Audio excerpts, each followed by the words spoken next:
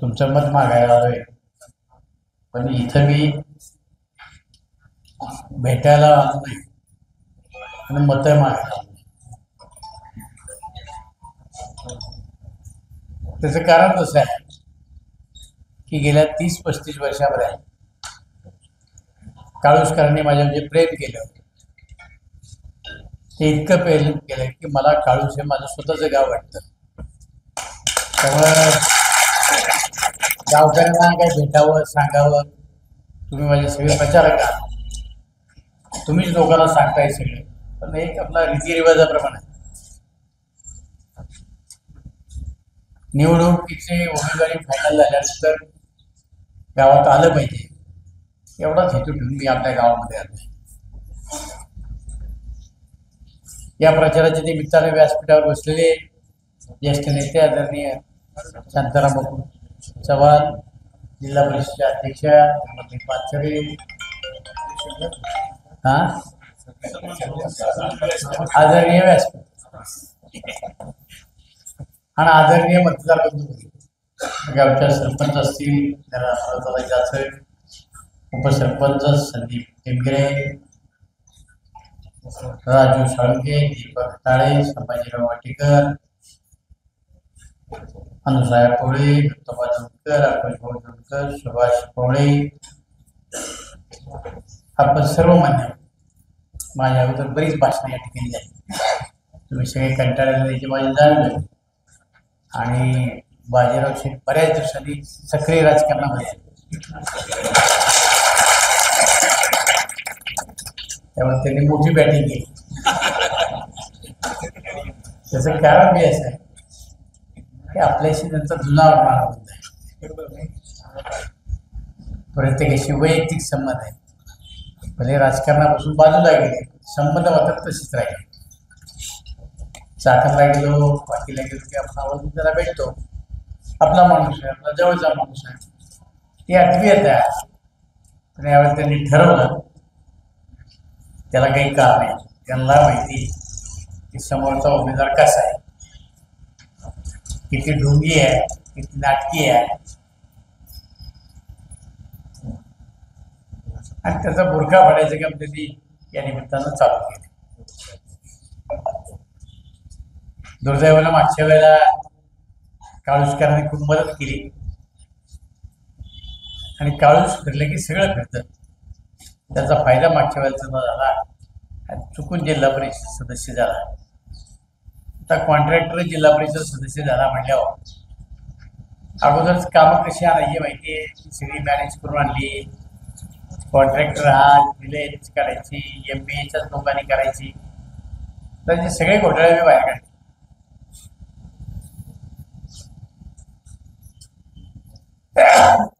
अडचण अशी आहे की त्याला शिक्षा करायला जावा तर आपल्या लोकांना सुद्धा शिक्षा होती. आपल्याला माहीत नव्हतं, कामाच्या पोटी आपण काही गोष्टी करून बसलो, सह्या देऊन बसलो, आपलीच मंडळी अडचणीमध्ये येतात, अधिकारी अडचणी येतात. मग असाच एक प्रकार आपल्याला माहिती आहे की वाकळवाडीला एका अधिकाऱ्याला आपला प्राण गमवावा लागला, त्या बिचाराने आत्महत्या केली. आणि त्या दिवसापासून ठरवलं की अधिकारी जर अडचणीत असले, आपली लोक अडचणीत असेल तर काही गोष्टीचा आपण बारकाईने विचार करा. या उमेदवाराचे भरपूर पुरावे माझ्याकडे. हा कॉन्ट्रॅक्टर असणार आहे, कॉन्ट्रॅक्टर असणाऱ्या माणसाला उभं राहता येत नाही. ज्याने कामं दुसऱ्याच्या नावावर घेतली, पण त्याला लागणारं जे डिपॉझिट आहे याच्या खात्यावर त्यांनी भरलं, त्याचे सगळे पुरावे मी बघायचे. ते पुरावे देऊन मी त्याचा फॉर्म बाद करू शकत होतो. याच्या घराचा लिलाव काढला काहीतरी, त्याचा पुरावा देतो. बहिरणात शेतकरी पतसंस्थेचा लिलाव काढला घराचा, त्याचाही पुरावा देतो. घेतलेल्या लोकांची कर्ज दिली नाही, घेतलेल्या लोकांच्या उधाऱ्या दिल्या नाही. आता बाजार विषय सुद्धा आहे, त्यांची खडीची उधारी आहे 43 लाख. परत म्हणायचं मी गरीब आहे, माळकरी आहे. आता एवढ्या 40,000 ज्ञानेश्वरी वाढल्या, मग त्याचा सासराने नाना टाकले, त्याला एक का नाही येत आली बरं, एक नाना टाकलं करायला यायची ना. मी काही सुधारणा झाली असती झाली असती.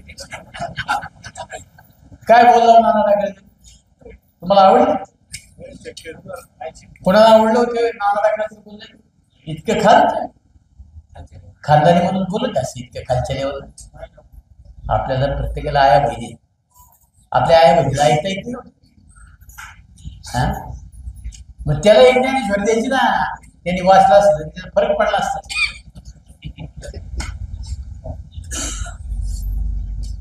आता जाहीरपणाने सांगितलं की नाना टाकळेकरांचे जावई, तिथंच निम्मा प्रचार संपला. संपला का नाही तुम्ही सांगा मला.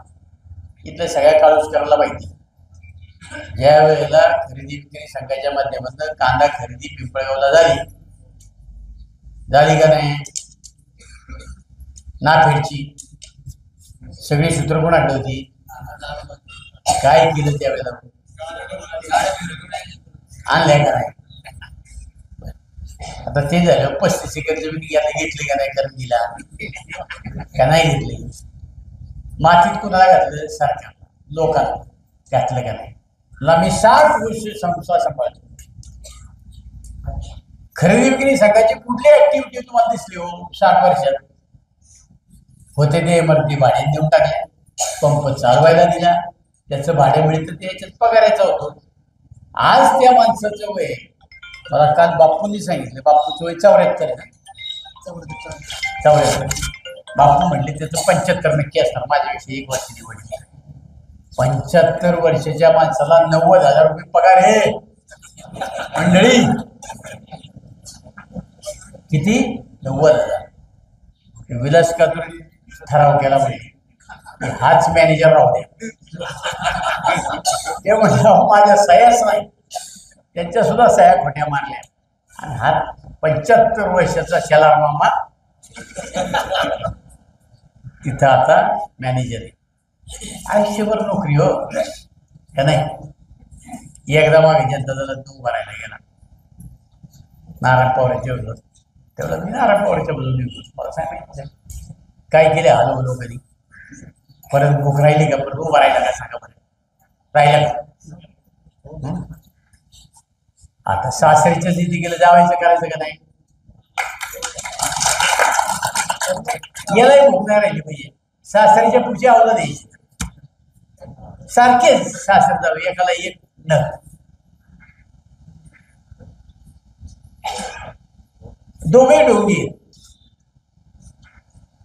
नाना टाकळेकरनी पाडोशी भाषेत बोलायचं, उच्चकार डावकार बोलायचं. हा लय तत्वज्ञान सांगणारा माणूस. आता त्या हुतात्मा राजगुरू कॉलेजवर गेलाय, उपाध्यक्ष अध्यक्ष उपाध्यक्ष. सकाळी जशी ड्युटी असते ना तशी दोघे येतात आणि संध्याकाळी जातात. मला एक सांगा, माझी संस्था आहे, माझ्याकडे 3,500 विद्यार्थी. मला 4-4, 6-6 महिने तिकडे जाता येत नाही. यांना काही काम असतं, रोज जाऊन बसतात मीटिंगला. ठीक आहे, एकाची तर वकिली चाललीच नाही. अध्यक्ष झाला, आता तोही फिरायला लावा. आमदारांनी शब्द दिले त्याप्रमाणे वागलं पाहिजे. काय अरे तू जाहीरपणा सांगितलं लोकांना, मी माझ्या आयुष्यामध्ये दिलीप मुंचेला मतदान दिलं नाही, तुला काय अधिकारी? तू जर मला मतदान केलंच नाही तर तुला अधिकारी का? मी शब्दाप्रमाणे वागा किंवा मी वागलं पाहिजे. ज्यांनी मला मत दिली त्यांनी सांगावं ना. मी तुम्हाला विचारलं होतं की मी निवडणुकीला उभा राहू का नको, तुम्ही सांगितलं तर उभं राहिलं पाहिजे. हे तर बरोबर आहे का ना. आता उभे कोण आहात तुम्ही, तुम्ही सांगितलं पाहिजे तुम्ही ना. ज्यांनी मला मत दिली त्यांनी सांगावं ना. मी तुम्हाला विचारलं होतं की मी निवडणुकीला उभा राहू का नको, तुम्ही सांगितलं तर उभं राहिलं पाहिजे. हे तर बरोबर आहे का ना. आता उभे कोण आहात तुम्ही, तुम्ही सांगितलं पाहिजे तुम्ही ना. तुम्हाला एक माहिती, आता जी 2 पायचे 4 पायचे देतात, ज्याला कापायला सांगतात तो काय विचारतो माहिती तुम्हाला? कापू का? कोणाला विचारतो? मालकाला. आता मी तुम्हाला विचारलं होतं उभा राहू का, तर जबाबदारी कोणाची? हे तर बरोबर आहे का नाही. अपमान कुणाचा होईल? होणारच नाही आपण आम्ही हा, मग आता काम कोणाला करायचंय? हे तर ठरलं. मी आता तुम्ही कामाला लागणार, काम चालूच. काळूसकरांनी ठरवलं एखाद्याच तर मला अनुभव आहे. 92 साली मला तुम्ही जिल्हा परिषद सदस्य केले, माझ्या बायकोला जिल्हा परिषद सदस्य केले. काळूसकरांनी एकदा ठरवलं माग उभे राहिले ताकदीने तर मला तालुक्यात कुणी आणू शकत नाही. पण तुम्ही सांगाल ते काम केलं का नाही? करतो. संगमवाडीचा पूल आपण बांधला का नाही? राक्षेवाडीचा बांधला का नाही? आता राक्षेवाडी चाकण किती मिनिटात आहे? 8. मी आता तिकडनं डांबरीकर कॉन्क्रीटचा रस्ता चालू केला, तुम्हाला राक्षेवाडीपर्यंत मंजुरी. राक्षेवाडीपर्यंत कॉन्क्रीटचा रस्ता आल्यावर 15-20 वर्षी त्याला काही दिला. 8 ते 10 मिनिटांमध्ये तुम्ही चाकणला जाल. तुम्हाला पर्यायी रस्ता करून द्यायचं काम दिले. इथल्या मुलाचा बोर डाटा झाला, आले होते अधिकारी माहिती तुम्हाला, हे रे झालं त्याचं एस्टिमेट झालं. दावडीवर येणाऱ्या मुलाचं सुद्धा झालं. आता त्या प्रोसिजर आहे, त्याचं काही कारण असं की ज्यावेळेला तुमचा खर्च मोठा असतो त्यावेळेला साधारणतः त्याच्यावरून वाहतूक किती असते त्याचं मोजमाप केलं जातं. आणि त्याप्रमाणे आता आपली दोन्ही मुलं उंच होणार आहे, खर्च आहे त्यांची लांबी जास्त आहे आणि याची उंची जास्त आहे. खर्च मोठा आहे, त्याला मोठा खर्च करायचा असेल तर एक तर सेंट्रल गव्हर्नमेंटच्या फंडामधनं नाही तर स्टेट गव्हर्नमेंटच्या बजेटमधनं टाकावं लागेल. आणि तो टाकत असताना सगळे जे गोष्टी त्याला मागाव्या. पण आपल्याला एवढंच सांगतो, कुणीतरी काल खासदाराच्या दिलं, खासदाराचं कसं आहे की बघायचं कुठलं काम मंजूर झाले लगेच पत्र टाकून द्यायचं.